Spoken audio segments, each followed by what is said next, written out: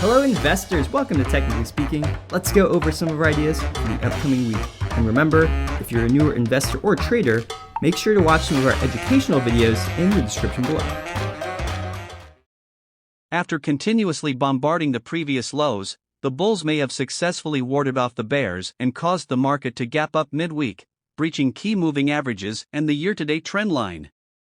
The PSEi closed the week at plus 3.85%, its strongest finish in 6 months, and decisively closing above the previously identified 6,550 resistance. With this breakout, we expect the market to potentially be testing the 6,750 to 6,800 levels in the near term. Despite this move, note that our expectation of the current market strength is only applicable in the short term.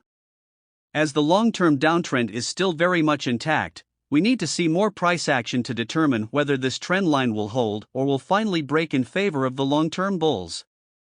For this week's trade ideas, we're featuring NIKL Asia Corporation.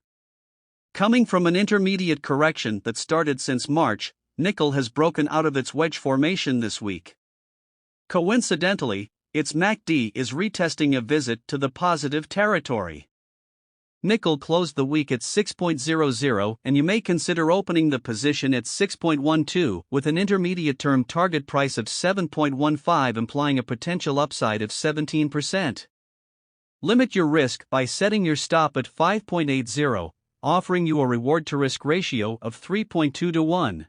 For more information on our trade ideas, please make sure to check our Technically Speaking commentaries through email or our research portal.